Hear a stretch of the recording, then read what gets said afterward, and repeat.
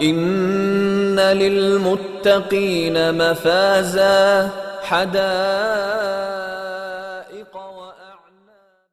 السلام علیکم ورحمۃ اللہ وبرکاتہ۔ اعوذ باللہ من الشیطان الرجیم، بسم اللہ الرحمن الرحیم۔ رب اشرح لی صدری ویسر لی امری واحلل عقدۃ من لسانی یفقہوا قولی، اللہم فقہنا فی الدین، آمین۔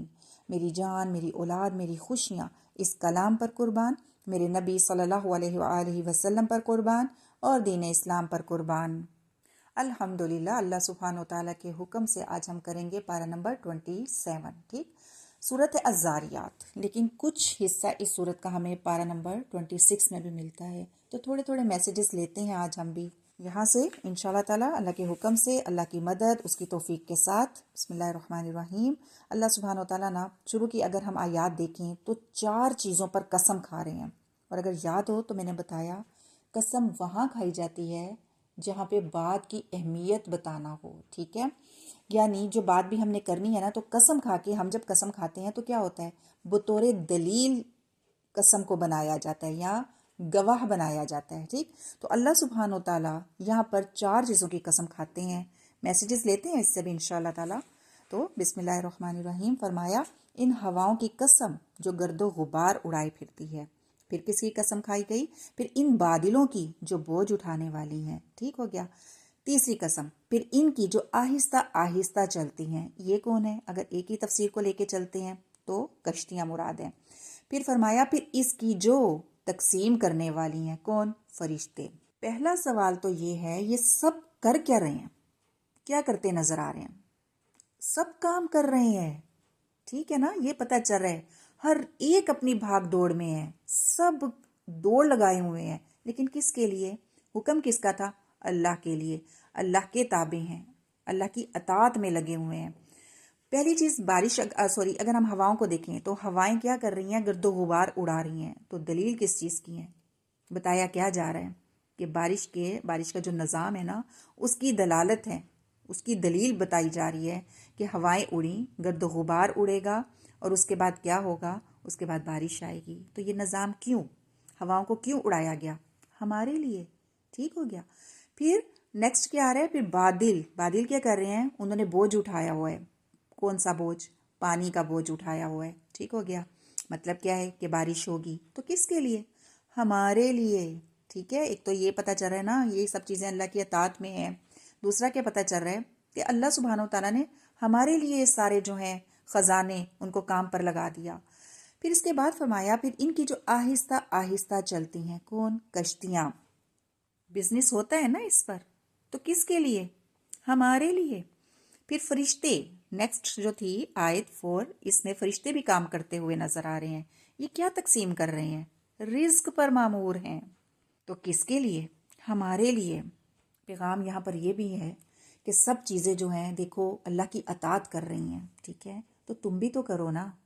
پیغام ہمیں یہ بھی مل رہا ہے یہاں پر کہ ہم افضل ہمارے لیے کام کر رہی ہیں، تو پھر کیا کرو؟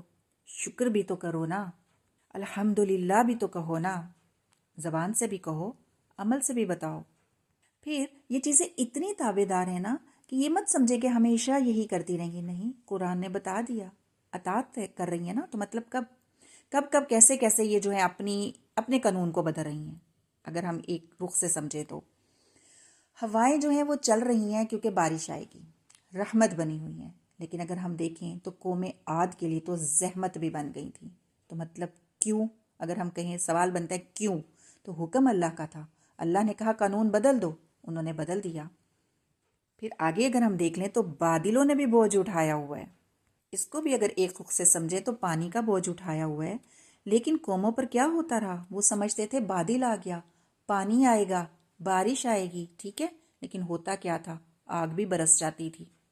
یعنی بادل نے، اس نے بھی قانون بدل دیا تھا۔ کیوں؟ کیونکہ اللہ سبحانہ و تعالیٰ کا حکم ہوا تھا اب اپنا قانون بدل دو، اطاعت کر رہے تھے یہ، پھر ٹھیک ہے۔ پھر کشتیوں کو اگر ہم دیکھیں تو کشتیاں اللہ کہہ رہے ہیں آہستہ آہستہ چلتی ہیں۔ بہت کم ہم نے سنا کشتیوں کے بارے میں کہ کشتی ڈوب گئی، کشتی والے ڈوب گئے، ہے نا، لیکن قانون کب بدلا گیا؟ جب اللہ کا حکم ہوا۔ حضرت نوح علیہ السلام کی کشتی دیکھیں تو وہ چلتی گئی، خاموشی سے اپنا کام کرتی رہی. کیوں؟ کیونکہ اللہ سبحانہ و تعالیٰ کا حکم تھا. حالانکہ بڑی بڑی ویوز ہوں گی، وہ لہریں کشتی کو نہ ڈبو سکیں. اور اگر ہم اس کے مقابلے میں، طوفان نوح کے مقابلے میں اگر ہم دیکھتے ہیں تو ابھی تو سمندر دیکھ لیں، نہ وہ سمندر ویسا، نہ اس کا پانی ویسا، نہ وہ لہریں ویسی جو طوفان نوح کی تھیں. ٹھیک ہے نا؟ لیکن کشتی ڈوب جاتی ہے. کیوں؟ حکم اللہ کا ہے. کتنی تابع دار. یہ چیزیں تو لگ رہا ہے جیسے ہم سے بھی اچھی ہیں. حکم ہو رہا ہے کہ کھڑی ہو جو، کھڑی ہو جاتی ہیں. کہا جاتا ہے لیٹ جو، لیٹ جاتی ہیں.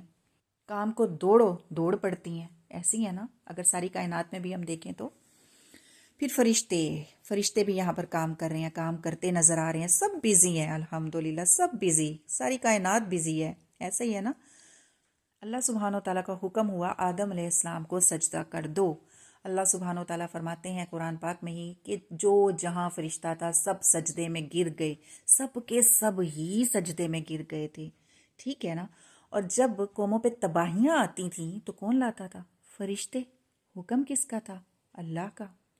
ان قسموں کے بعد اللہ سبحانہ و تعالیٰ کا دعویٰ کہ جو تم سے وعدہ کیا جا رہا ہے نا وہ بالکل حقیقت ہے، وہ ہو کر رہے گا، مانو یا نہ مانو. ٹھیک.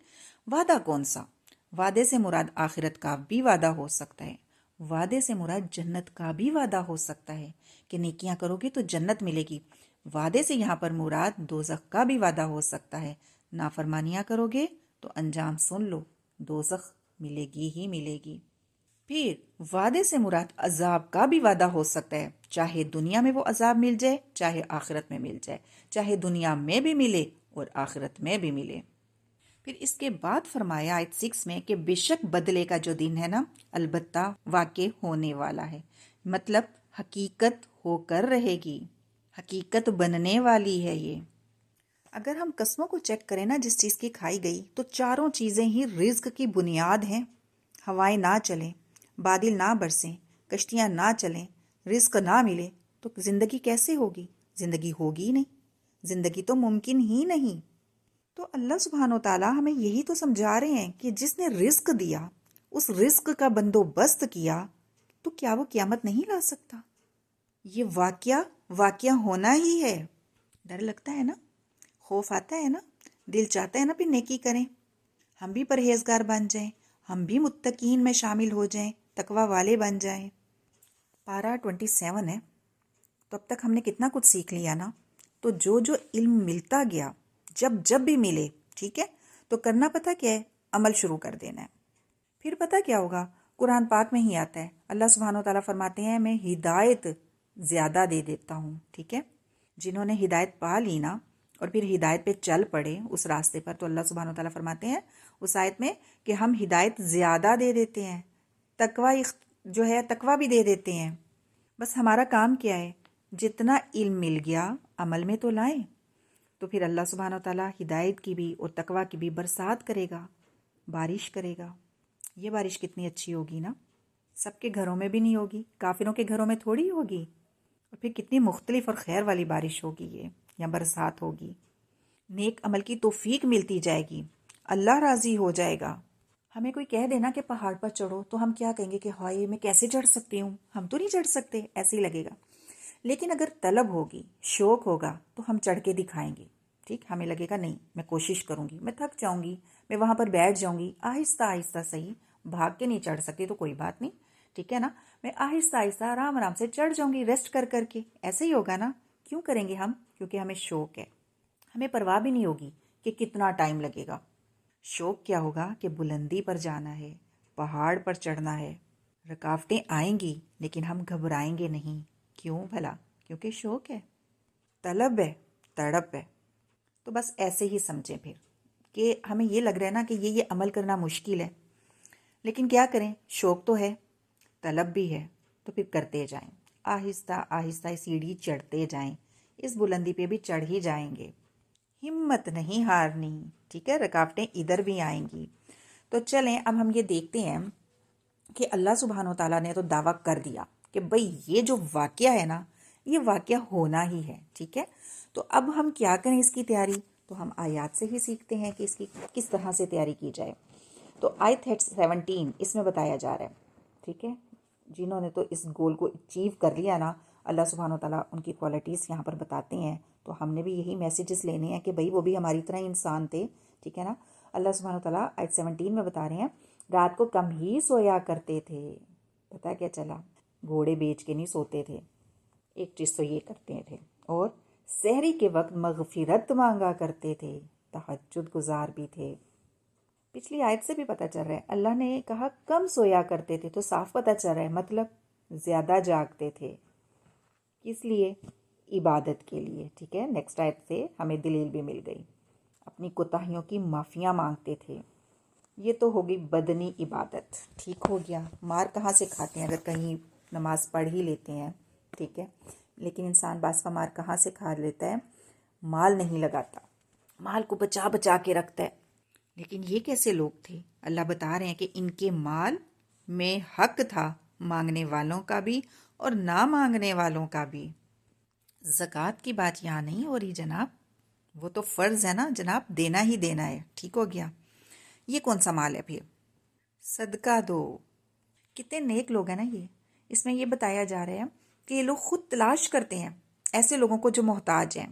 عورتیں ایسی ہیں جو بیوہ ہیں یا مریض ہیں یا معذور لوگ ہیں جو ہاتھ نہیں پھیلا رہے، ہاتھ پھیلانے سے ہچکچاتے ہیں، مسکین لوگ ہیں، کسی کو شو نہیں کرتے، بالکل ہینڈ ٹو ماؤتھ نا. مشکل سے گزر بسر تو ہو جاتا ہے، روٹی ہانڈی بھی پک جاتی ہے، لیکن اب بچوں کی فیس آ گئی تو کیا کریں؟ بچہ بیمار ہو گیا تو کیا کریں؟ بل بہت زیادہ آ گیا، اب کیا کریں؟ تو پریشان تو ہیں لیکن کسی سے سوال نہیں کر رہے. ٹھیک ہے نا. تو ایسے لوگوں کے بارے میں اللہ سبحانہ و تعالیٰ یہاں بھی ہمیں پیغام دینا ہے کہ ایسے لوگوں کو ڈھونڈو، کیونکہ ایسا نہیں ہے کہ کوئی ان کو ڈھونڈتا نہیں ہے. اللہ کوالٹیز بتا رہے ہیں کچھ لوگوں کی. ٹھیک ہے. اور کیا تھی وہ؟ یہی کہ وہ حق سمجھتے تھے کہ ہم نے دینا ہی دینا ہے ان کو. کہ مال چاہے ایک رخ سے اگر چیک کریں تو کمایا ایک شخص نے تھا، لیکن اس نے یہ نہیں سوچا کہ میرا ہی حق ہے، میری کمائی ہے. نہیں، اس نے کہا کہ یہ جو مال مجھے اللہ نے دیا ہے، اللہ کی مدد اور اس کی توفیق سے میری سیلری ملی ہے نا، حق بنتا ہے اب اس مال میں ان کا بھی جو میرے آگے سوال کرتے ہیں، جو میرے آگے سوال نہیں کرتے ہیں. تو اس آیت میں سائل کی بات بعد میں آئی ہے، جو مانگ رہا ہے، جو سوالی ہے کہ میری مدد کر دیں باجی. ٹھیک ہے نا. تو اس کی بات پہلے آئی ہے، اسے مقدم کیا گیا. والمحروم، اور جو مال سے محروم ہے، جو مانگ نہیں رہا، اس کو بعد میں رکھا گیا یہاں پر. کیوں؟ اسکالرس کہتے ہیں جو سائل ہوتا ہے نا، جو سوال کرتا ہے، وہ نظر ہمیں جلدی آ جاتا ہے. ٹھیک ہے نا. اور جو محروم ہے نا، اس کی حالت بتاتی ہے، وہ سوال نہیں کرتا، اس لیے اس کو بعد میں رکھا گیا ہے. وہ خود بھی چھپنا چاہتے ہیں کہ لوگوں کو پتہ نہ چلے ہم ہینڈ ٹو ماؤتھ ہیں، گزارا مشکل سے ہو رہا ہے. تو ان کی عزت کی خاطر بھی ان کو بعد میں رکھا گیا، سائل کو پہلے رکھا گیا. لیکن اب اس کا یہ مطلب نہیں ہے کہ محروم کو بعد میں رکھا گیا، ان کو دینا نہیں ہے. دونوں ساتھ ساتھ آیت میں موجود ہیں. الگ آیت میں بھی بات ہو سکتی تھی، لیکن اللہ نے ایک ہی آیت میں دونوں کی بات کی ہے. یہ وہ لوگ ہیں اصل میں جنہیں پتہ تھا کہ واقعہ ہونے والی واقعہ ہو جائے گی اور اس کی تیاری کر رہے ہیں. ٹھیک ہے. ہم ان سے سبق لے رہے ہیں کہ ہمیں بھی ایسا کرنا ہے، بھولنا نہیں اس بات کو. پتہ ہے ان لوگوں کو پھر کیا کچھ ملنے والا ہے. آیت 15 میں ایک چھوٹی سی جھلک اللہ نے بتائی ہے. ان کو ایک ٹائٹل بھی دے دیا، ان المتقین. یہ کون ہے؟ اللہ کہتے ہیں یہ ہیں تقوی والے، ان سے سیکھ لو. کیا کرنا ہے بس ہم نے؟ ایک تو نمازوں کے پابند ہونا ہے، ایک تو یہ چیز. ٹھیک ہے. اور رات کو وقت پہ سونا ہے، صبح جلدی اٹھنا ہے تو ہی نماز ہوگی نا، ایک یہ بات. پھر اگر جاگنا ہے تو عبادت کے لیے جاگنا ہے، کھانے پینے اور فنکشنز، موج مستیاں، اس کے لیے نہیں جاگنا. یہ میسج بھی اس میں موجود تھا. پھر تہجد کا میسج بھی اس میں موجود ہے. پھر رمضان ہے نا، تو روزے رکھنے ہی رکھنے ہیں، چھوڑنا نہیں ہے. لائٹ سی پرابلمز اور روزے چھوڑ دیے نہیں. روزوں کو لائٹ نہیں لینا، اور جو چھوٹ گئے ہیں لیڈیز کے، انہیں بعد میں لازمی رکھنے ہیں. ٹھیک ہے. کیونکہ لفظ اگر ہم دیکھیں تو اسحار، سحری کا وقت، میسج موجود ہے آیت میں. نفلی روزے رکھتے ہو تو نفلی بھی رکھ لو، میسج موجود ہے آیت میں. تو آیت میں ایک تو ان کو اللہ سبحانہ و تعالیٰ نے متقین کہہ دیا. پھر یہ ہوں گے کہاں؟ اللہ نے یہ بھی بتا دیا، باغات میں ہوں گے. ٹھیک ہے. اور کہاں ہوں گے؟ اور چشموں میں ہوں گے. اب یہ نہ سوچنا کہ بس دو چیزیں ہی، باغات اور چشمے. باغات بھی دنیا کی طرح کے باغات تھوڑی ہی ہیں. مثلا 2 جنت سونے کی ہوں گی، ہر چیز سونے کی ہوگی، सब सामान सोने का होगा, बर्तन भी सोने के होंगे। फिर 2 चांदी की जन्नत होंगी, ठीक है, हर चीज़ चांदी की होगी, सब सामान चांदी का होगा, बर्तन भी चांदी के होंगे। फिर इसी तरह चश्मे, जैसे नहरें हैं ना, हम कुरान पाक में पढ़ते हैं 4 तरह की नहरों का जिक्र आता है, इसी तरह चश्मे भी हैं, उनकी भी मुख्तलिफ़ किस्में हैं। दुनिया वाले चश्मे नहीं हैं जिसमें गंद होता है, जिसकी सफाइयाँ होती रहती हैं और कभी होती ही नहीं, ठीक है। और कुछ भी है, चलो नेक्स्ट आयत में हम देख लेते हैं। लेने वाले होंगे जो देगा इन्हें इनका रब। क्या पता चला? एक तो ये अल्लाह सुब्हान व तआला ने अपने से मंसूब किया। यहाँ मोहब्बत देखें, रब हम कह के अल्लाह ने ये नहीं कहा कि तुम्हारा रब इनको देगा, ना ना ना। अल्लाह सुब्हान व तआला क्या फरमा रहे हैं? इनका रब इन्हें देगा। क्यों भला? क्योंकि उन्होंने रब को जाना था, पहचाना था, मार्फत हासिल की थी। दुनिया में वो ये कहते थे हमारा रब, हमारे रब का हुक्म, ठीक। तो अल्लाह ने अपने से मंसूब किया कि मैं उनका रब और उन्हें हम देंगे, बादशाहों का बादशाह खुद देगा, इस तरह से मंसूब किया गया, ठीक है। देगा क्या ये नहीं बताया, और वो लेंगे ये बताया कि जो कुछ भी उनका रब इन्हें देगा वो ले रहे होंगे। और लेता इंसान तभी है ना जब वो खुश होता है कि हाँ ये चीज़, तो जो कुछ भी उनको दिया जाएगा, पता नहीं फिर क्या क्या दिया जाएगा, कौन सी नेमतों की बारिश की जाएगी, कौन कौन सी नेमतों की बरसात होगी, ठीक है, वो अल्लाह देगा और वो ले भी रहे होंगे, इंजॉय कर रहे होंगे, रिफ्यूज़ नहीं करेंगे। हज़रत अय्यूब अलैहिस्सलाम के बारे में आता है ना कि उनकी बीमारी के बाद हुआ यूं कि वो गुस्ल कर रहे थे तो अल्लाह सुब्हान व तआला की तरफ से सोने के पतंगों की बारिश हुई थी, वो समेटने लग गए जल्दी जल्दी। तो अल्लाह सुब्हान व तआला ने पूछा था ऐसा क्यों अय्यूब, क्या मैंने तुम्हें बेनियाज नहीं कर दिया था? ठीक है, मैं अपने अल्फाज में आपको मफहूम बता रही हूँ। तो हज़रत अय्यूब अलैहिस्सलाम ने कहा था कि ए अल्लाह, मैं सोने के जो पतंगे हैं ना वो नहीं समेट रहा, या मैं इन सोने को नहीं, इस गोल्ड को, उसको नहीं मैं समेट रहा, तेरी इनायत को, तेरी नेमत को समेट रहा हूँ। ये जो तेरी रहमत है ना, ये जो तेरा फजल है ना, मैं तो उसे समेट रहा हूँ। अल्लाह सुब्हानो ताला बता रहे हैं कि मैंने उनको इतनी चीज़ें दी क्यों ना, इन्नहुम कानू कबला, क्यों? क्योंकि बेशक वो इससे पहले ज़ालिका मुहसिनीन, बड़े ही भले काम किया करते थे, बड़े ही नेक थे। जब भी नेकी करते थे ना तो ऐसे महसूस करते थे कि हम अल्लाह को देख रहे हैं, या नेकी करते थे ना तो ऐसे महसूस करते थे कि अल्लाह हमें देख रहा है। क्या सीखा फिर? थोड़ी सी आयत पे हमने बात की है ना यहाँ पर, तो क्या सीखा आपने? कि कुछ लोग ऐसे भी होते हैं, बस ये सीखा। और जो लोग ये करेंगे उनको, उनके साथ अल्लाह सुब्हान व तआला ऐसे ऐसे फजल कर देगा, बस ये सीखा। और ये सीखा होगा क्या कि अच्छा जी अब माल भी लगाना है, क्योंकि माल तो हमारा है ना। तो अल्लाह सुब्हान व तआला इसका जवाब दे रहे हैं आयत 22 में, अगर ये ख्याल भी आता है तो, कि आसमान में और आसमान में रिज्क है तुम्हारा और जो तुम वादा किए जाते हो। जितनी भी मखलूक है ना, रिज्क का जरिया बारिश है, ठीक है। और बारिश कहाँ से आती है? आसमान से नाजिल होती है। अल्लाह सुब्हान व तआला की कुदरत का नज़ारा भी इसमें मौजूद है ना, कि एक बारिश से मुख्तलिफ रंग, मुख्तलिफ शेप, मुख्तलिफ साइज़, मुख्तलिफ टेस्ट, क्या क्या चीज़ें अल्लाह कहते हैं हमने दे दी एक बारिश से, ठीक है। और जिसने जो खाना है वो मौजूद है, कीड़ों ने जो खाना है वो मौजूद है, परिंदों ने जो खाना है वो मौजूद है, इंसानों को जो चाहिए वो मौजूद है, एक बारिश से। एक बारिश से जिन्नात ने जो खाना है वो भी मौजूद है। हर मखलूक को उसका रिज्क इस एक बारिश से मिल रहा है। तो अल्लाह सुब्हान व तआला का पता नहीं चल रहा फिर? कदीर कौन? अल्लाह सुब्हान व तआला, ठीक है। तो फिर मैसेज क्या है इसमें? शुक्रगुजारी का पैगाम भी मौजूद है। किसी से हसद ना करो, ये पैगाम भी मौजूद है। जिसको जितना मिलना था वो तकदीर में लिख दिया, ठीक। अल्लाह सुब्हान व तआला ने हमें यहाँ पर बता दिया, जो जिससे जो वादा है, जो अल्लाह ने देना है वो उसको मिलकर ही रहेगा। तो फिर हसद करने की क्या ज़रूरत? क्यों सर दर्द लगाते हो अपना? क्यों अपना बीपी लो करते हो? फिर अगर हम देखें तो कुरान कहाँ से आया? वो भी तो ऊपर से ही आया ना। कितनी खैर आ रही है। तो अल्लाह सुब्हान व तआला का ये पैगाम भी हमारे लिए मौजूद है कि अपने आप को बदलो। फिर आसमान से सब कुछ आ रहा है, एक और पैगाम भी जनाब मौजूद है। एक तो ये कि रिज्क का ताल्लुक ज़मीन से नहीं है, ऐसे भाग दौड़ करते रहें और इस्लाम को पीछे कर दें। रिज्क का ताल्लुक तो आसमान से है, ठीक है ना। तो फिर एक और पैगाम भी मौजूद है, जब लगे ना रिज्क कम हो गया, تنگی آ گئی تو ایک طریقہ آسمان کی طرف سر اٹھاؤ، توبہ کرو، رب سے باتیں کرو. اللہ سبحانہ و تعالی ہمیں اپنے سے باتیں کرنا سکھا دے، یہ لذت ہماری قسمت میں رکھ دے. آمین. آیت 24 اب دیکھتے ہیں. اس میں حضرت ابراہیم علیہ السلام سے اللہ سبحانہ و تعالی ہماری پھر ایک چھوٹی سی ملاقات کرواتے ہیں. تو تاریخ کے کچھ جب بھی واقعات آئے نا قرآن میں تو مطلب ہوتا ہے کہ سبق لو، ٹھیک ہے، سبق سکھایا جا رہا ہوتا ہے.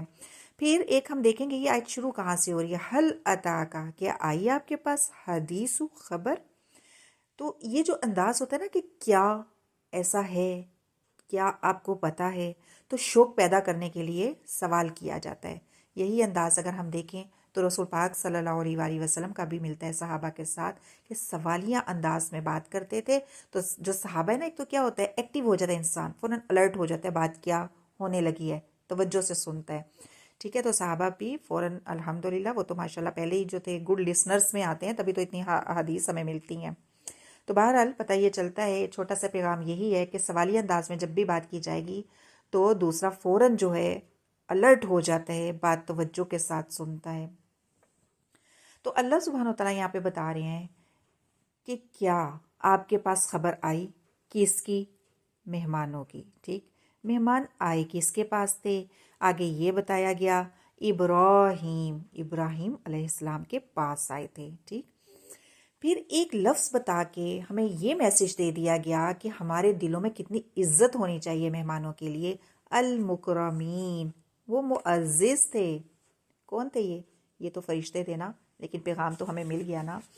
بعض مفسرین جو ہے نا وہ یہ لکھتے ہیں کہ یہ 3 فرشتے تھے، حضرت جبریل علیہ السلام، میکائیل اور اسرافیل، جو انسانی شکل میں آئے تھے. تو سیکھا کیا؟ یہی کہ مہمانوں کو رحمت لینا زحمت نہیں سمجھنا.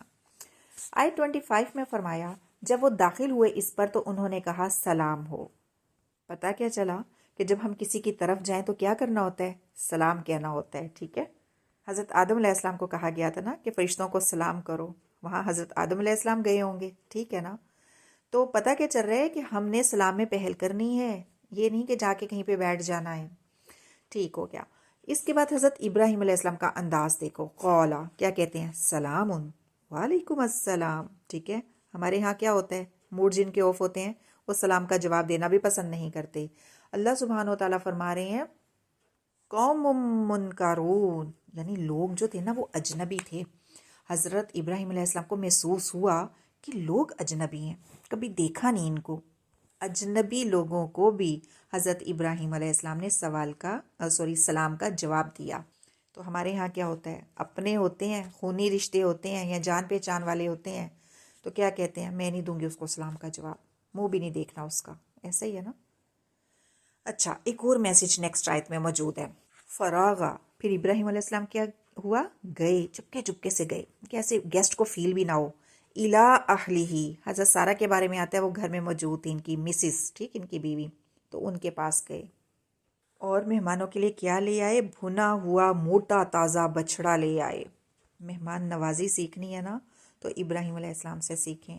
پوچھا نہیں ہے کیا کھائیں گے، کیا پئیں گے، چائے پئیں گے. ویسے تو کھانے کا ٹائم ہے، کھانا کھائیں گے. کھانا بھی کیسا لے کر آئے نا جو ڈائننگ ٹیبل کی جان ہوتا ہے، روسٹڈ بچڑا وہ لے کر آ رہے ہیں. اچھا، پھر اور مہمان نوازی سیکھنی ہے تو مزید سیکھ لیں.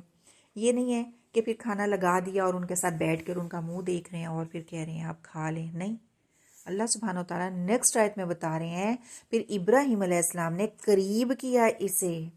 ٹھیک ہے، جو ان کے مہمان تھے الیہم، ان کے بالکل قریب کر رہے ہیں کہ کھائیے، خود قریب کیا کہ شروع کریں. یہاں پر نبی کھانا سرو کرتے ہوئے ہمیں نظر آ رہے ہیں، پھر حکم نہیں دے رہے ہیں کہ کھاتے کیوں نہیں ہو، میں بھی پھر ایسے کروں گی جب آپ کی طرف آؤں گی. یہی انداز ہے نا ہمارا. ابراہیم علیہ السلام ایسے کہتے بھی ہمیں نظر نہیں آ رہے. ہاں، انہوں نے پوچھے کہ آپ کھا کیوں نہیں رہے. پھر اللہ سبحانہ و تعالیٰ فرما رہے ہیں پھر اپنے دل میں خوف محسوس کیا. کیوں؟ کیونکہ غیب کا علم نہیں تھا، انہیں پتہ نہیں کہ فرشتے ہیں.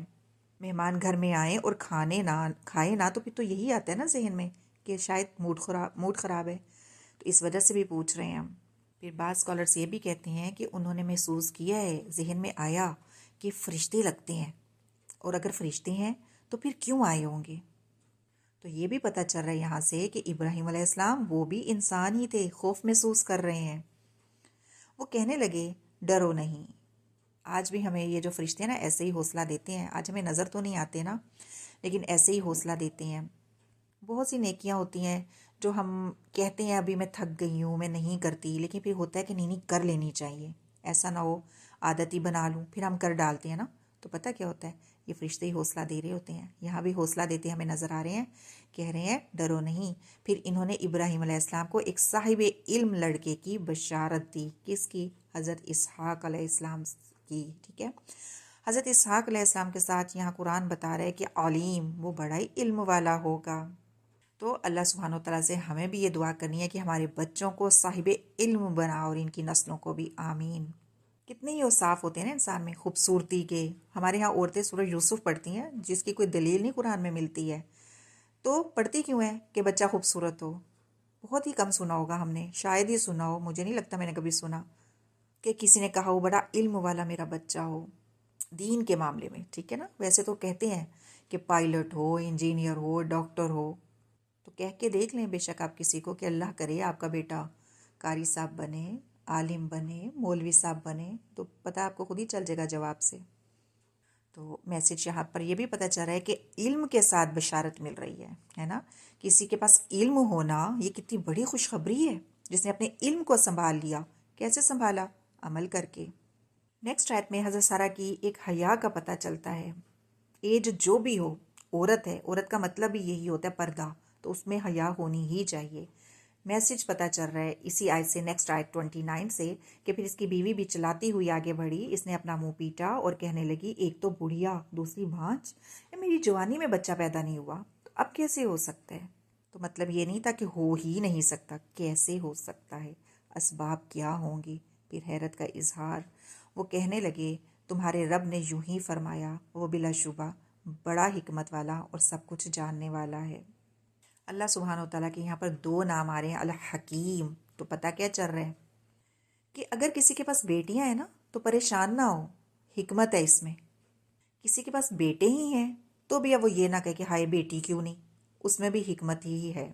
بیٹے بیٹی ہیں تو بھی حکمت ہے ہی نہیں تو بھی حکمت ہے، ٹھیک ہے، اولاد ہے ہی نہیں تو بھی اس میں حکمت ہے۔ العلیم، یہ بھی اللہ سبحانہ وتعالیٰ کا نام ہے نا۔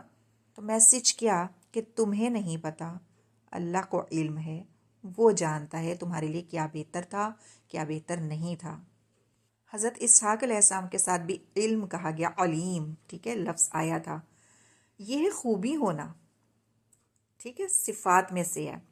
تو العلیم وہاں تنوین کے ساتھ آ رہا ہے، لیکن ال کے ساتھ اللہ کا نام ہے، براہ راست بتایا جا رہا ہے کہ اللہ کا نام ہے۔ پیچھے نام نہیں تھا حضرت اسحاق علیہ السلام کا، ان کی خوبی کی بات کی گئی تھی۔ ہم دیکھتے ہیں نا قرآن پاک میں صورتوں میں کہ اللہ سبحانہ وتعالیٰ کے نام جو ہیں پیئر کے ساتھ آتے ہیں، ٹھیک ہے۔ اگر تو آ رہے مثال سے سمجھتے ہیں اس بات کو نا، جو میں علیم کی بات کری ہوں، اگر تو آ رہے غفورن تو تنوین کے ساتھ آ رہا ہے، تو مطلب کیا ہے کہ اللہ سبحانہ وتعالیٰ معاف کرنے والا ہے، اس کی خوبی یا اس کی صفت ہے، ٹھیک ہے۔ اب اگر آ رہا ہے الغفور تو پھر یہ نام ہے۔ پھر اس کے علاوہ اللہ سبحانہ وتعالیٰ کے جتنے بھی آپ لوگ نام دیکھ لیں نا، جتنے بھی نام دیکھ لیں، ان سب ناموں میں اللہ کی جو رحمت ہے نا وہ نظر آئے گی، سائن موجود ہے۔ اللہ توبہ قبول کرنے والا ہے، اللہ دیکھ رہا ہے، اللہ سن رہا ہے، عدل والا، سب میں رحمت کے سائن ہے۔ پھر اس آیت سے ہمیں یہ بھی پتہ چلتا ہے 29 سے کہ والدین میں نا، والدین کے اندر اس کی فطرت میں موجود ہے اولاد کی محبت یا اولاد کی طلب۔ حضرت سارہ نے ہاتھ مارا اپنے چہرے پر، ہے نا، تو خوشی سے ہاتھ مارا، خوش ہو گئیں۔ حالانکہ بتایا یہ جاتا ہے کہ ابراہیم علیہ السلام کی جو ایج ہے اس وقت جب خوشخبری ملی تو 100 سال تھی، اور حضرت سارہ کی عمر جو ہے وہ 90 سال تھی۔ حیران بھی ہیں، خوش بھی ہیں۔ آج بھی جس بھی عورت کو پتہ چلے اس کے ہاں اولاد ہو رہی ہے تو ایسے ہی ہوتا ہے، خوش ہوتی ہے۔ آیت 39 میں بتایا جا رہا ہے کہ حضرت موسیٰ علیہ السلام کو جب فرعون کے دربار میں بھیجا گیا تو فرعون کا حال کیا تھا، فتولا، اس نے منہ موڑ لیا۔ کیوں بھلا منہ موڑ لیا؟ بوجہ اپنی قوت کے، اختیار تھا نا اس کے پاس، طاقت کے بل بوتے پر نافرمانی کی۔ میسج دیا جا رہا ہے کہ جس کے پاس اختیار ہوتا ہے، طاقت ہوتی ہے، تو اس کے بل پہ وہ نافرمانی بھی کرتا ہے کہ مجھے آج کوئی کچھ نہیں کہہ سکتا، میرا کوئی کچھ نہیں بگاڑ سکتا، جو مرضی کروں۔ تو اسی بات کا جواب آیت 58 میں دیا جا رہا ہے ذو القوہ کہہ کے۔ قوت والا کون؟ ان اللہ، بے شک اللہ، المتین، نہایت مضبوط، اپنی ذات میں ٹھوس اور مضبوط۔ کون؟ ان اللہ۔ سورۃ الانبیاء میں بھی آتا ہے کہ اللہ سبحانہ و تعالیٰ فرماتے ہیں آسمان کو ایسے لپیٹ دے گا جیسے کاتب پیجز کو، کاغذ کو لپیٹتا ہے۔ یہ کون کر سکتا ہے؟ قوت والا کوئی، ٹھیک ہے نا۔ تو اللہ سبحانہ و تعالیٰ کی طاقت، اس کی قوت کا اظہار جو ہے قرآن میں موجود ہے۔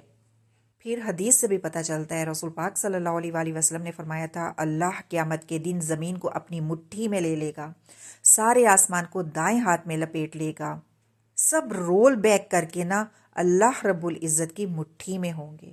مفہوم میں نے آپ کو بتایا اس کا۔ تو پھر قوت والا کون؟ تو میسج کیا موجود ہے کہ جتنا انسان کے پاس اختیار ہے نا اتنا ہی جھکتا چلا جائے۔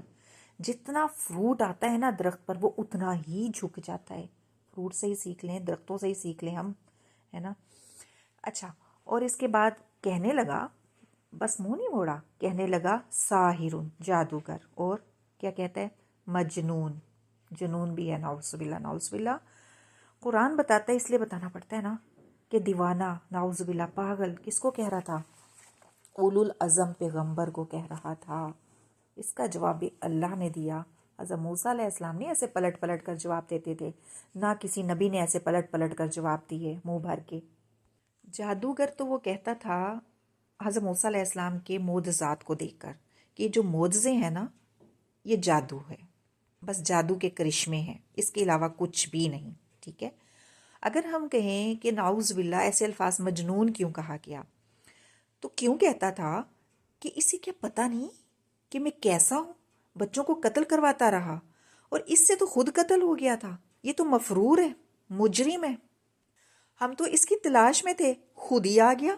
اور پھر کتنے کانفیڈنس کے ساتھ آ گیا کہ آ کے کہہ رہا ہے کہ بنی اسرائیل کو آزاد کروانے آیا ہوں، میرے ساتھ انہیں بھیج دو، یعنی موسیٰ کو پھر بھیج دوں اور بنی اسرائیل کو بھی بھیج دوں۔ دوبارہ آیا تو ڈر نہیں رہا، بلکہ کانفیڈنس اور اعتماد کے ساتھ دربار میں آ کے اپنا پیغام دے رہے۔ تو یہ تو پھر دیوانگی ہی ہے نا، اور تو کچھ بھی نہیں، ٹھیک ہے۔ اللہ سبحانہ و تعالیٰ نے پھر فرعون کو جواب کیا دیا، نیکسٹ آیت میں دیکھ لیں۔ اللہ فرما رہے ہیں تو پکڑ لیا ہم نے اسے اور اس کے لشکروں کو۔ طاقت تھی نا، طاقت کے بل پہ سب کر رہا تھا، تو طاقت کیا تھی؟ ان لشکروں کی وجہ سے طاقت تھی نا۔ آج بھی یہ جو پیر صاحب بنے ہوئے ہیں، طاقت کون ہے؟ مرید۔ مرید نہیں جائیں گے، نظر و نیاز نہیں دیں گے، آستانوں پہ نہیں بیٹھیں گے، ٹھیک ہے نا، تو کون پوچھے گا ان کو؟ کوئی بھی نہیں۔ دکان سجے گی کیا؟ نہیں، سجانے والے مرید۔ تو یہ لشکر جو تھے نا، یہ جو فرعون اس دور کا اگر ہم دیکھ لیں پیر بنا ہوا تھا، تو یہ ان کے مرید جو تھے نا، اللہ سبحانہ و تعالیٰ فرماتے ہیں میں نے صرف اس پیر صاحب کو نہیں پکڑا اس دور کے، اس کے مریدوں کو بھی پکڑ لیا۔ یہ بنے ہوئے تھے طاقت اس کی، انہوں نے چمکائی ہوئی تھی اس کی دکان۔ یہ تو جواب ہے فتح واللہ، اس نے جو منہ موڑا تھا، ٹھیک ہے، یہ اس کا جواب ہو گیا کہ اللہ نے بھی پھر فوراً ہی جب ارادہ کیا فوراً پکڑ آ گئی۔ پھر آگے کیا ہے؟ پچھلی آیت میں کیا تھا؟ قوت کی بنا پہ وہ کر رہا تھا، تو پھینک دیا ہم نے اسے سمندر میں۔ کہاں گئی قوت؟ جو قوت بنے ہوئے تھے، جو طاقت اس کی تھی، جو سپورٹ کرنے والے تھے، وہ خود بھی گر رہے ہیں نا، خود بھی غرق ہو رہے ہیں، سب گئے۔ یہ بھی اس کا جواب ہو گیا کہ طاقت والا پھر کون، تم یا ہم؟ جادوگر کہنے کا بھی یہ جواب ہے۔ جادو میں جو ہے نا حقیقت چینج نہیں ہوتی، نظر کا دھوکہ ہوتا ہے۔ اللہ سبحانہ و تعالیٰ نے اسے جواب دیا ہے کہ تم کہہ رہے ہو یہ جادوگر ہے، چلو ہم تمہیں سمندر میں پھینکتے ہیں، کوڑے کی طرح تمہیں پھینک دیا، ٹھیک ہے، کیونکہ اپنے آپ کو بڑی قوت والے سمجھ رہے تھے نا۔ تو بتاؤ پھر ذرا، اپنی آنکھوں سے دیکھ لو، جو میرے نبی کو کہتے تھے جادوگر، تو اب بتاؤ یہ سمندر ہے یا دھوکہ؟ زندہ بچ گئے تو پھر کہو گے کہ عصا مارا تھا، جادو تھا، آنکھوں کا دھوکہ ہوا تھا، خشک رستہ بن گیا، ایسے تھوڑی ہوتا ہے۔ تو اللہ نے کہا چلو ہم نے تمہیں اب ڈبو دیا، اب تم خود چیک کر لو کہ یہ دھوکہ ہے یا واقعی سمندر ہی ہے جس میں غرق ہو رہے ہو۔ کیا اللہ کی شان، کیسے جواب دے رہے ہیں نا۔ پھر اور کیا کہہ رہے ہیں؟ مجنون، یہ کہا نا، اس کا جواب پھر آیت میں موجود ہے، ملیم، ملامت زدہ۔ ملامت بولا جاتا ہے یہ لفظ نا، ملامت کہتے ہیں کسی کو برے کام کرنے پر برا بھلا کہنا، تو قرآن پاک میں ہی آتا ہے جب یہ ایک دوسرے کو تانے دیں گے نا تو پھر کہا جائے گا کہ آج ایک دوسرے کو ملامت نہ کرو، اپنے آپ کو ملامت کرو۔ تانے کا میننگ بھی اس میں ہوتا ہے، ٹھیک ہے، کہ ایک دوسرے کو کیوں تانے دے رہے ہو، لانتے بھیج رہے ہو، اپنے آپ کو تانے دو۔ تو پھر سوچیں، جو شخص اپنے آپ کو تانے دے گا، اپنے آپ کو برا بھلا کہے گا، اپنے آپ پر ہی لعنت بھیجے گا، پاگل تو وہ ہوا نا۔ تو اللہ سبحانہ و تعالیٰ نے مجنون کا جواب ملیم سے دیا۔ کیا بات ہے نا۔ ہے کوئی کتاب اس کے مقابلے میں؟ کتنی ہی کتابیں ہیں نا آج دنیا کی، موٹی موٹی کتابیں، لیکن دماغ پر اثر کرتی ہیں، دل پر نہیں کرتی ہیں۔ یہ کیسی کتاب ہے جو دل پر اثر کرتی ہے؟ دل پر جو نازل ہوئی تھی۔ ایک چونٹی ہے نا، وہ کارپٹ پہ اگر چل رہی ہوگی تو اس کو پتہ نہیں چلے گا کہ کارپٹ پہ کیا کچھ ہو رہا ہے۔ ایک جگہ سے اگر بھونا اسے جا رہا ہے یا کہیں پر پانی گر گیا ہوا ہے، اس کے لیے ٹھیک تو نہیں ہے چونٹی کے لیے پانی، اسے نہیں پتا کہاں پر پانی گر گیا ہے، یا کہیں پر دھاگے ہیں وہ الجھ سکتی ہے، اسے نہیں پتا، کچھ غلاظت گر گئی ہے وہ اس میں اٹک سکتی ہے، اس چونٹی کو نہیں پتا، اسے تو لگ رہا ہے بڑی کوئی سافٹ سی جگہ ہے جہاں میں جا رہی ہوں، ہے نا۔ تو یہ دنیا ایسے ہی ہے، چونٹی اس کارپٹ پہ موجود ہے، اس لیے اسے نہیں پتا کہ خطرہ کہاں کہاں ہے۔ اس دنیا میں ہم موجود ہیں، خطرات ہمیں وہ سب نظر نہیں آتے۔ ہم نے اس دنیا کو کارپٹ ہی کی طرح لیا ہوا ہے، خوبصورت، کدھر کیسے پھنس جائیں گے نہیں معلوم۔ یہ قرآن سے جڑنے کے بعد ہی پتہ چلے گا۔ اگر اس کتاب سے ہم نہیں جڑیں گے نا تو وہی حال ہوگا انسان کا پھر جو چونٹی کا ہوگا، کہیں بھی پانی میں جا کے وہ پھنس جائے گی، جان دے دے گی، دھاگوں میں اٹک جائے گی، کہیں کچھ غلاظت گر گئی تھی، کھانا گر گیا تھا، اس میں اٹک جائے گی، کسی کے قدموں کے نیچے آ جائے گی۔ کتاب سے جڑیں گے تو پتہ چلے گا کہاں دھاگے ہیں، ان سے بچنا ہے کہ ہم اٹک نہ جائیں، کہاں پانی جیسی کوئی شر موجود ہے جہاں ہم بھی نہ ڈوب جائیں۔ دنیا کی لذتیں ایسی ہی تو ہیں جیسے پانی کا سمندر، تو کہیں ہم اس میں غرق نہ ہو جائیں۔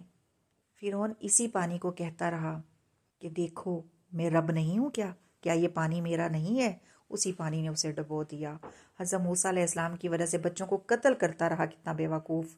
اللہ سبحانہ و تعالیٰ نے اسی پانی میں لا کر پاس کھڑا کر دیا۔ حضرت موسیٰ علیہ السلام کو لے گئے، اللہ خود ہی نکال رہا ہے اسی پانی سے، زندگی دے رہا ہے حضرت موسیٰ علیہ السلام کو، ٹھیک ہے، ایک رخ سے اگر ہم چیک کریں تو جیسے اللہ سبحانہ و تعالیٰ نے اسباب رکھے ہوئے ہیں دنیا میں۔ تو ہمیں بھی نہیں پتا تھا جب تک ہم قرآن سے نہیں جڑے تھے، جڑنے کے بعد پتا چلا کہ ہم تو اس دنیا کو ایک کارپٹ کی طرح لے رہے تھے، کتنا سموتھ ہے، کتنی رونقیں ہیں، کتنی خوبصورتی ہے اس میں، لیکن یہاں تو دھاگے بھی ہیں، جہالت بھی ہے، دین کو نقصان دینے والی چیزیں موجود ہیں، ہمیں بچنا ہے۔ اس قرآن نے ہمیں بتایا کہ تمہیں بچنا ہے اور کیسے بچنا ہے۔ تو اللہ سبحانہ و تعالیٰ سے دعا ہے کہ اللہ سبحانہ و تعالیٰ ہمیں، ہماری نسلوں کو، ہمارے بڑوں کو، ہمارے شوہر، ان سب کو ہر طرح کی آفات اور آزمائشوں سے محفوظ رکھے۔ فرعون نہیں مانا، کیا ہوا اس کا انجام؟ خود بھی ڈوب گیا، جس طاقت کے بل پر اکڑتا تھا وہ بھی ڈوب گئے۔ سورۃ الطور میں پرہیزگاروں کو کیا کچھ ملے گا وہ بتایا جا رہا ہے، ٹھیک ہے۔ تو چلیں پھر ٹرین میں بیٹھتے ہیں، باہر کے نظارے لیتے ہیں انشاءاللہ تعالیٰ۔ اللہ سبحانہ و تعالیٰ سے دعا بھی کرتے ہیں کہ اس منزل تک ہمیں بھی پہنچا دے اپنی توفیق سے انشاءاللہ تعالیٰ، آمین۔ آیت ہے 17، البتہ پرہیزگار باغوں اور نعمتوں میں ہوں گے، اور جو کچھ ان کا پروردگار عطا کرے گا اس سے لطف اندوز ہوں گے، اور ان کا پروردگار انہیں دوزخ کے عذاب سے بچا لے گا۔ انہیں کہا جائے گا مزے سے کھاؤ پیو، یہ ان کے اعمال کا بدلہ ہے جو یہ کرتے رہے۔ وہ قطار در قطار تختوں پر تکیے لگائے ہوئے ہوں گے۔ ماحول بتایا جا رہا ہے اصل میں کہ کتنا اچھا ہوگا، اور ہم انہیں بڑی بڑی آنکھوں والی حوروں سے بیاہ دیں گے۔ اور جو لوگ ایمان لائے اور ان کی اولاد نے ایمان لانے میں ان کی پیروی کی تو ہم ان کی اولاد کو بھی ان کے ساتھ ملا دیں گے۔ ہو گیا نا، فیملی پہ سب اکٹھی ہو رہی ہے یہاں پر۔ پھر آیت 22 میں بتایا جا رہا ہے، اور ہم انہیں پھل اور گوشت جو وہ چاہیں گے دیتے چلے جائیں گے، وہاں وہ لپک لپک کر ایک دوسرے سے جام شراب لیں گے، نہ کوئی بےہودگی ہوگی اور نہ اس میں کوئی گناہ، اور گھوم رہے ہوں گے ان میں نو عمر خادم ان کے لیے گویا کہ وہ موتی ہیں چھپائے ہوئے۔ پھر کیا ہوگا؟ آیت 26 میں بتایا جا رہا ہے، وہ کہیں گے بے شک ہم اس سے پہلے اپنے گھروں میں ڈرنے والے، آپس میں ڈسکشن ہو رہی ہے اب، ٹھیک ہے۔ پھر کیا کہیں گے؟ پھر اللہ سبحانہ و تعالیٰ کی تعریف کریں گے جس اللہ نے بچا لیا، آیت ہے 27، پھر احسان کیا اللہ نے ہم پر اور اس نے بچا لیا ہمیں عذاب سے، اور عذاب کیسا تھا؟ نہایت گرم ہوا کا، لو جیسے عذاب سے بچا لیا۔ کتنی خوبصورت آیات تھی نا۔ یہ تو وہ لوگ تھے نا متقی، جنہوں نے اعمال کی ٹرین جو تھی وہ اپنا لی تھی، بوگیوں میں بیٹھ گئے تھے بس کہ ہم نے تو یہ بھی کرنا ہے، تو یہ بھی کرنا ہے، تو یہ بھی کرنا ہے، ٹھیک ہے نا۔ تو اللہ سبحانہ و تعالیٰ نے جب یہ پھر ٹرین چلائی تو پھر اللہ بھی انہیں جنت میں لے گیا، منزل پر پہنچ گئی یہ ٹرین۔ وہاں پر کیا ملا اسٹیشن پر؟ انجوائمنٹ ہی انجوائمنٹ، موجیں۔ جنت میں جو بھی ملے گا بغیر محنت کے ملے گا، پھر کبھی ختم بھی نہیں ہوگا، پھر کمی کا بھی کوئی خطرہ نہیں ہے، پھر پیسے بھی خرچ کرنے نہیں پڑیں گے، پھر کوئی انسان مہمان بھی نہیں ہوگا کہ اب اس کا دل چاہ رہا ہے اور وہ شرما رہا ہے کہ میں نے اور کھانا ہے، میں کیسے کہوں، نہیں۔ پھر بھوک مٹانے اور زندہ رہنے کے لیے بھی نہیں ہوگا، پھر کھا کے غلاظت بھی پیدا نہیں ہوگی، پھر دل کو جو پسند ہوگا وہ کھائے گا، جو ٹیسٹ وہ لینا چاہ رہا ہوگا وہ ٹیسٹ اس کو ملے گا۔ لیکن یہ جو انجوائمنٹ ہم سب نے دیکھی ہے نا، یہ پتہ کب ملے گی؟ عمل کرنے پڑیں گے۔ I-21 کو میں نے پورا نہیں پڑھا تھا، اس میں اللہ سبحانہ و تعالیٰ نے یہ بتا دیا تھا، میں اپنے الفاظ میں میننگ کر کے آپ کو بتا رہی ہوں، ٹھیک ہے، شارٹ سے۔ اللہ نے وہاں پر کہا ہے کہ ہر شخص کا جو عمل ہے، اس نے جو کمائی کی ہے وہ گروی ہے، یعنی ہر شخص پر اللہ سبحانہ و تعالیٰ کے احسانات اور نعمتیں جو ہیں نا وہ قرض ہیں، اس کے بدلے میں اللہ سبحانہ و تعالیٰ اس کو جنت جو ہے وہ دے گا۔ قرض کی ادائیگی کی صورت کیا ہے؟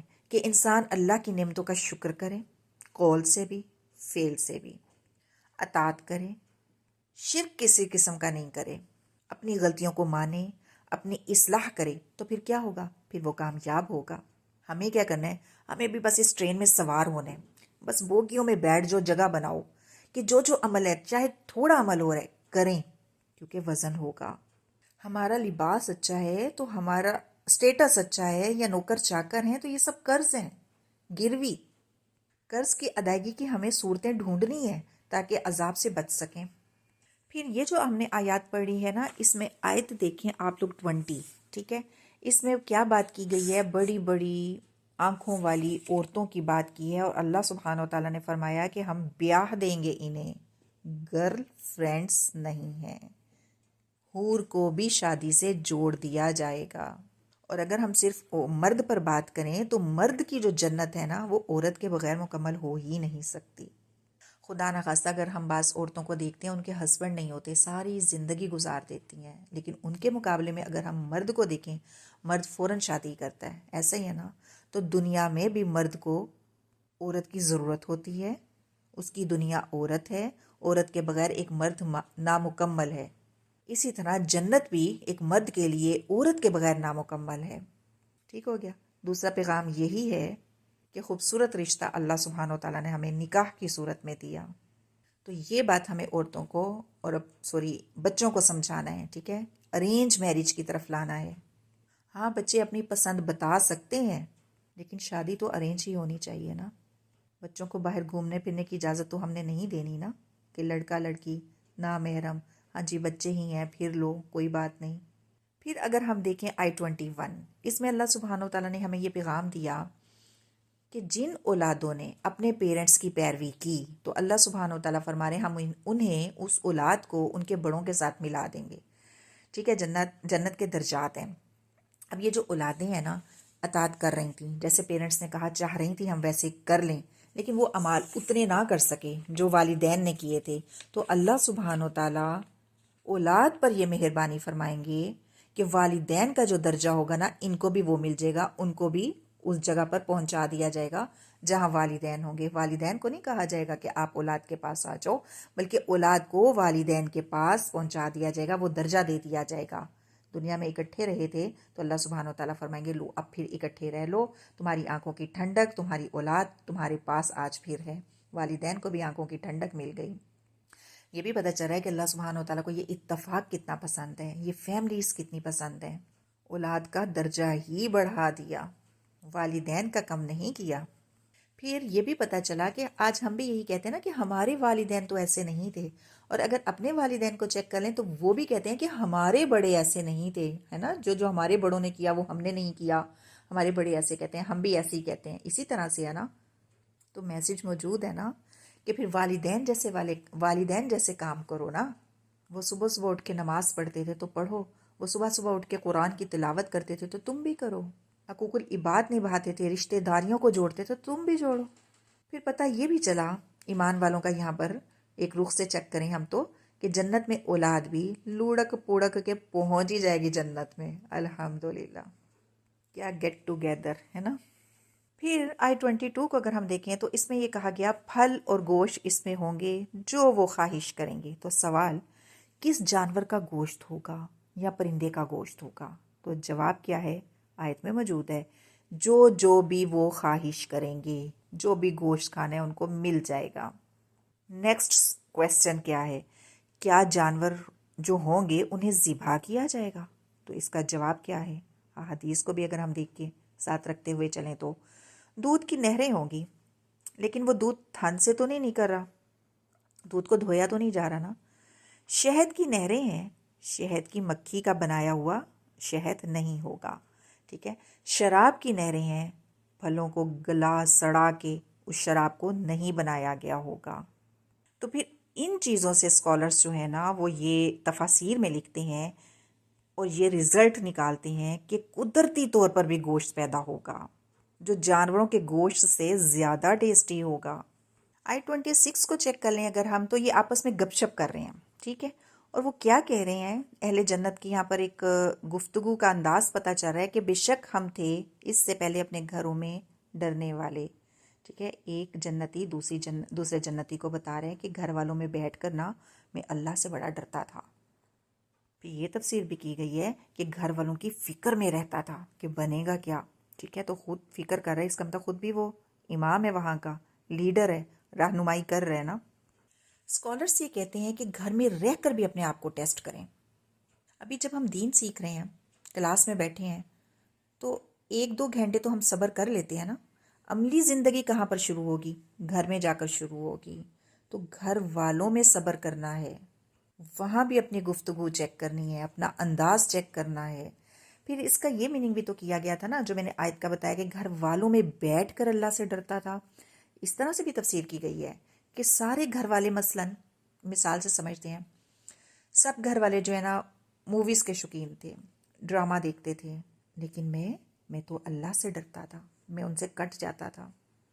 I-27 میں کہہ رہے یہ شخص فمنا پر احسان کیا، بس احسان کیا اللہ نے ہم پر. دوسری تفسیر کو اگر ہم سمجھیں نا کہ گھر والوں کی فکر میں رہتا تھا، مطلب کہ ان کو بھی میں نے گائیڈ لائن دی تھی، تو پھر اس نے یہاں پر جمع کا صیغہ بولا ہے. ٹھیک ہے. کہ ہم سارے شکر اللہ کا پہنچ گئے. ایک چیز یہ. دوسری چیز یہ کہ اس نے شکر نہیں کہا، احسان بھی نہیں کہا، من کہا. من ایک وزن کا نام ہوتا ہے نا، اردو میں بھی بولتے ہیں. تو بھاری احسان کی بات کر رہے کہ اللہ کا بہت زیادہ احسان، بڑا بھاری قسم کا احسان. ٹھیک ہے. کہ اس نے یہ بھی نہیں کہہ رہا کہ مجھے اللہ نے بچا لیا یا ہمیں اللہ نے عذاب جہنم سے بچا لیا، آگ کے عذاب سے بچا لیا. نہیں، لو کے عذاب سے بچا لیا. ایک رخ سے ان الفاظ کو اگر ہم سمجھیں نا تو اس کا یقین کا لیول بہت اچھا تھا. صحابہ کہتے تھے نا کہ ہم جنت کو ایسے دیکھتے ہیں ہماری نظر کے سامنے ہے، جہنم کو بھی ایسے دیکھتے ہیں جیسے ہم اسے دیکھ رہے ہیں اپنی نگاہوں کے سامنے ہمیں نظر آ رہی ہے جہنم. یقین بہت زبردست تھا، درجہ بہت تھا اس کا، سامنے نظر آتا تھا انہیں. ٹھیک ہے. اب ہوا کیا، گرمیوں میں جو لو چلتی ہوگی نا تو کہتا ہوگا اتنی گرمی، آگ سے بھی نہیں، صرف لو سے نا.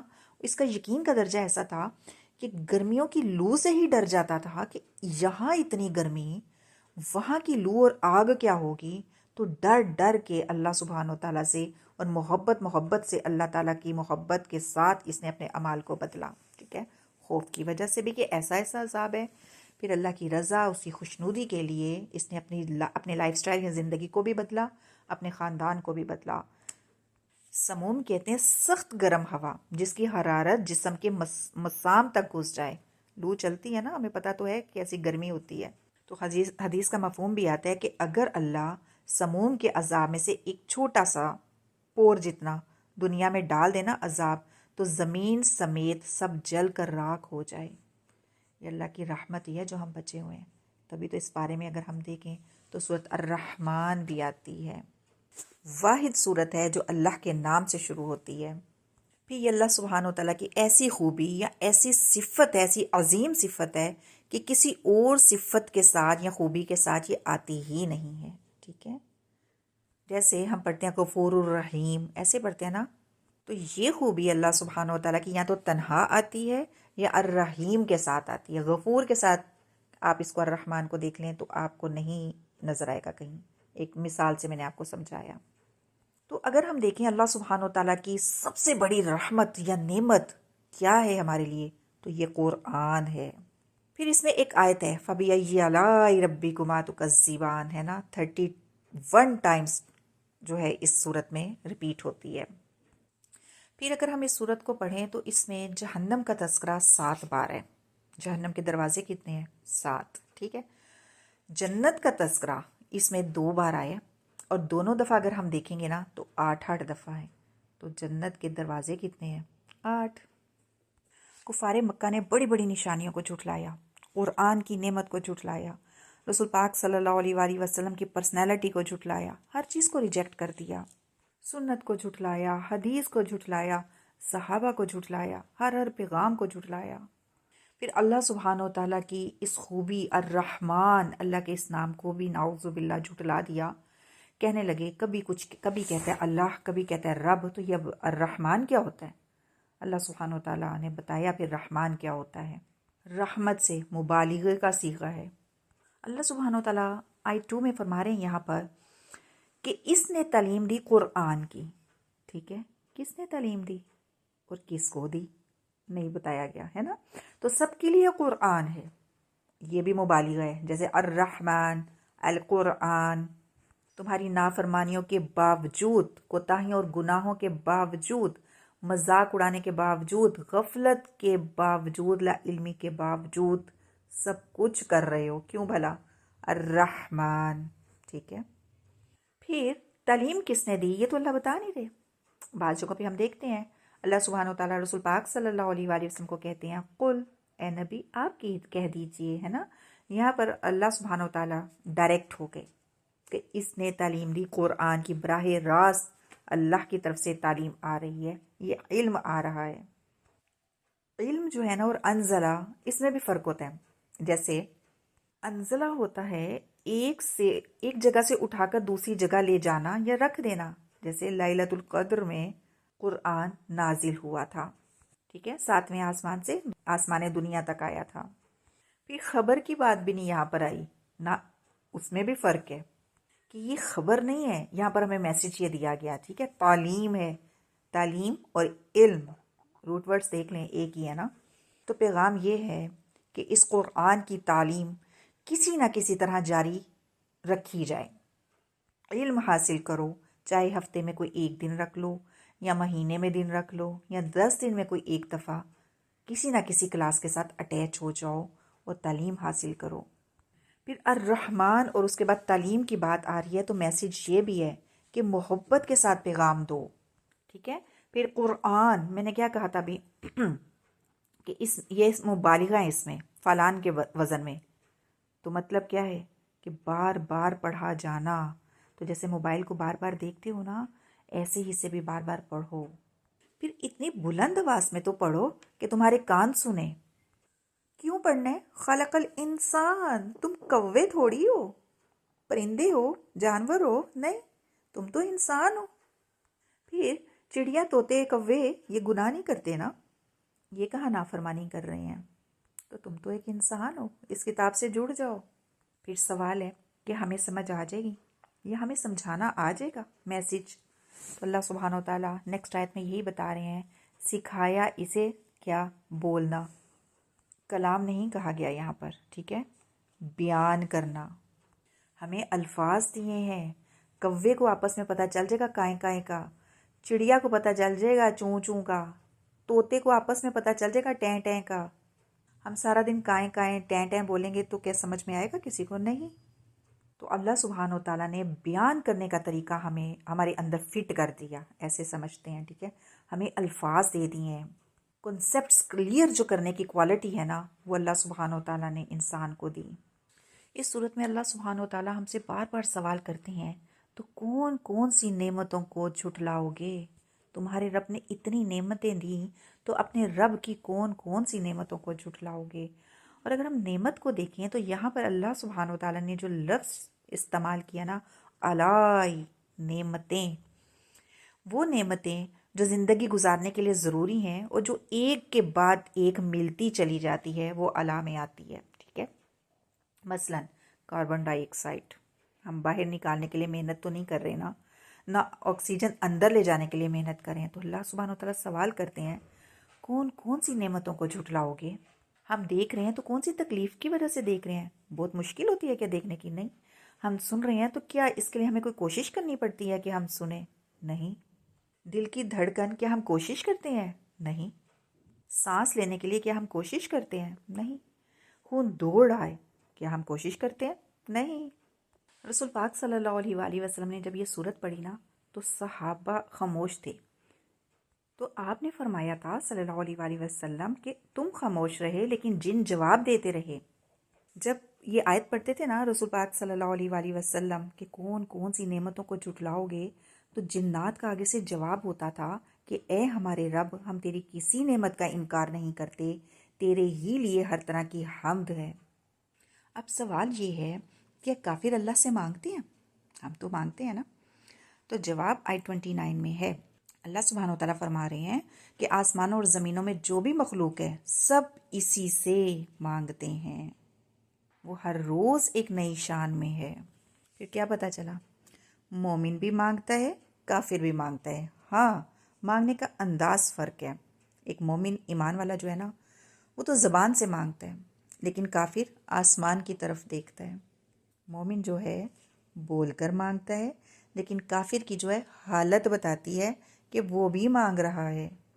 پھر یہاں بھی تو اللہ سبحانہ و تعالیٰ کی ہمیں قدرت پتہ چلتی ہے نا۔ کوئی کھانے کو مانگ رہا ہے، کوئی پینے کو مانگ رہا ہے، کوئی تندرستی مانگ رہا ہے، کوئی اولاد مانگ رہا ہے، کوئی گناہوں سے مغفرت مانگ رہا ہے، کوئی ترقی مانگ رہا ہے، کوئی درجات مانگ رہا ہے، اور اللہ سبحانہ و تعالیٰ سب کی فریاد سن رہا ہے۔ وہ ہر روز ایک نئی شان میں ہے، ہر وقت ہر آن کام کر رہا ہے نا۔ پھر نئی نئی مخلوق وہ بھی تو وجود میں آ رہی ہے۔ انسان دیکھ لیں، پیدائش بڑھتی چلی جا رہی ہے، آبادی بڑھتی چلی جا رہی ہے۔ پھر کائنات میں نئے نئے سیارے، کہکشائیں یہ وجود میں آ رہی ہیں۔ کہتے ہیں کہ ایک عیسائی اور مسلمان اس کا آپس میں مناظرہ ہوا، تو عیسائی نے پوچھا تمہارا رب جو ہے نا اس وقت کیا کر رہا ہے؟ وہ ہر وقت ایک نئی شان میں ہوتا ہے، تو اس وقت کیا کر رہا ہے؟ ٹھیک ہے، تو وہ کہنے لگا یہ جس کرسی پہ تم بیٹھے ہو نا، یہاں سے اٹھ کے نیچے چلے جاؤ۔ تو وہ کہنے لگا کیوں؟ مسلمان کہنے لگا کہ تمہارے سوال کا جواب ہے ہی اسی میں۔ اب جو عیسائی تھا اسے تو جواب چاہیے تھا نا، وہ نیچے اتر گیا، ایک سٹیج پہ بیٹھا تھا، پھر اوپر سے چیئر پہ بیٹھا تھا، ٹھیک ہے، وی آئی پی انداز، کیا بات ہے، اٹھ کے بہرحال وہ نیچے چلا گیا۔ اب جو وہ مسلمان تھا وہ اس کی کرسی پر بیٹھ گیا اور بیٹھ کے کہنے لگا کہ اس وقت وہ یہ کر رہا تھا، تمہاری کرسی پر اس نے مجھے بٹھانا تھا۔ تو لوگوں کو جواب دینے کے لیے بھی نا ہمیں اس کتاب سے جڑنا ہے۔ ایمان پختہ ہوگا، سمجھ آئے گی تو ہی سمجھا سکیں گے نا۔ آیت 34 میں اللہ سبحانہ و تعالیٰ کا چیلنج ہے کہ اے جنات، جنوں اور انسانوں کے گروہ، اگر تمہیں طاقت ہے، قوت ہے، استطاعت رکھتے ہو تو نکل جاؤ پھر آسمان اور زمین کے کناروں سے۔ بھاگ سکتے ہو تو بھاگ جاؤ، اور پھر بھاگ کے دیکھو، تم انتہائی طاقت زور کے باوجود نکل نہیں سکو گے۔ تو میسج ہے جناب ہمارے لیے کہ کوئی خوش فہمی ہے نا، اگر بچ جاؤ گے تو لگا لو زور، جہاں بھاگ کے جا سکتے ہو بھاگو، پکڑے جاؤ گے۔ میدان حشر میں ہوگے نا تو چاروں طرف سے فرشتوں نے گھیر لیا ہوگا۔ کیسے اللہ سبحانہ و تعالیٰ کھول کھول کے باتیں بتاتے ہیں نا، تاکہ گمراہ لوگ باز آ جائیں اور جو نیک لوگ ہیں وہ نیکیوں میں مزید دوڑ لگائیں۔ ہمیں کوشش پتہ کس کے لیے کرنی ہے؟ آئی 27 میں موجود ہے، اور باقی رہے گا چہرہ آپ کے رب کا بزرگی والا اور عزت والا۔ ٹھیک ہے، اگر پچھلی آیت کو بھی ساتھ لے کر چلیں تو آئی 26 میں یہ بتایا گیا کہ ہر چیز فنا ہو جائے گی، ہر چیز فنا ہو جائے گی، ہر چیز کی صفائی ہو جائے گی، تو انسان کی بھی صفائی ہو جائے گی، سب زمین پاک ہو جائے گی، ختم کہانی، ٹھیک، چیپٹر کلوز، کتاب ختم، بند ہوگی کتاب۔ اب کون بچے گا، کون رہ جائے گا؟ باقی رہے گی ذات اللہ کی۔ یہاں کیا آیا آیت میں؟ باقی رہے گا چہرہ۔ تو اسکالرز اس کا میننگ پہ یہ بھی کرتے ہیں کہ یہ ہمارے عقیدے کا حصہ ہے، ٹھیک ہے۔ وہی متشابہات میں سے یہ الفاظ بھی ہیں۔ لیکن ہمیں کیا کوشش کرنی ہے؟ اس ذات کے لیے کوشش کرنی ہے جو باقی رہ جانے والی ہے۔ ہم نے اپنے ایسے اچھے عمل کرنے ہیں جو آثار باقی رہ جائیں۔ کیوں؟ کیونکہ ہمیں باقی رہنے والی ذات سے ملاقات کرنی ہے۔ تو اللہ سبحانہ و تعالی ہمیں نیکیوں میں دوڑ لگانے والا بنا دے۔ دیدار الہی اللہ سبحانہ و تعالی ہماری قسمت میں بھی لکھ دے۔ آمین۔ سبحانک اللہم و بحمدک نشہد لا الہ الا انت نستغفرک و نتوب الیک۔ السلام علیکم ورحمۃ اللہ وبرکاتہ۔